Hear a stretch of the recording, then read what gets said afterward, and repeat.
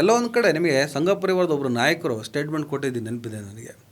ನಾವು ತಲೆ ಕೆಡಿಸ್ಕೊಳ್ಳಲ್ಲ, ಪೊಲೀಸ್ ಡಿಪಾರ್ಟ್ಮೆಂಟೇ ನಮ್ಮದು ಅಂತ, ನಮಗೆಲ್ಲ ಇನ್ಫಾರ್ಮೇಷನ್ ಅಲ್ಲಿಂದ ಬರುತ್ತೆ ಅಂಥೇಳಿ. ಹಾಗೆ ಇಡೀ ಪೊಲೀಸ್ ಇಲಾಖೆನ ಸರ್ಜರಿ ಮಾಡಬೇಕು ಅನ್ನೋ ಒತ್ತಡ ಇದೆ.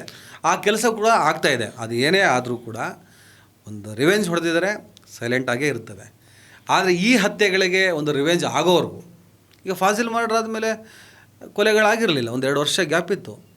ಹೌದು, 2 ವರ್ಷ ಗ್ಯಾಪು. ಸುಹಾಸ್ ಶೆಟ್ಟಿನ ಕೊಲೆ ಮಾಡಿದ್ರಲ್ಲಿ ಫಾಜಿಲ್ ಅಣ್ಣ ಇದ್ದ, ಹೌದು, ಅಣ್ಣ ಕಾಯ್ತಾ ಇದ್ದ. ಸುಹಾಸ್ ಶೆಟ್ಟಿಗೆ ಯಾರು ಆಗಲ್ಲ ಅಂತ ಹೇಳ್ಬಿಟ್ಟು ಅವ್ರನ್ನೆಲ್ಲ ಕಲೆ ಹಾಕ್ದ. ಎಲ್ಲ ಒಟ್ಟಿಗೆ ಸೇರಿ ಹೊಡೆದಾಕ್ತಾರೆ. ಫಾಜಿಲ್ ಹತ್ಯೆಗೆ ರಿವೆಂಜ್, ನೀನು ಫಾಜಿಲ್ನ ಹೊಡೆದೆ, ನಾವು ನಿಮ್ಮನ್ನು ಹೊಡೆದ್ವಿ. ಹಾಗಾಗಿ ಸುಹಾಸ್ ಶೆಟ್ಟಿ ಮರ್ಡ್ರಿಗೆ ಆಗುವಂಥ ಫೀಲು, ಆಮೇಲೆ ರೆಹಮಾನ್ ಮರ್ಡ್ರಿಗೆ ಆಗೋ ಫೀಲ್ಗಳು ಬೇರೆ ಬೇರೆ. ಹೌದು, ಇವನು ಹೊಡೆದ, ಇವನು 2 ಕೊಲೆ ಮಾಡಿದ್ದಾನೆ, ಕೊಲೆ ಮಾಡಿದ ತಪ್ಪಿಗೆ ಇವನು ಕೊಲೆ ಆಗಿದೆ.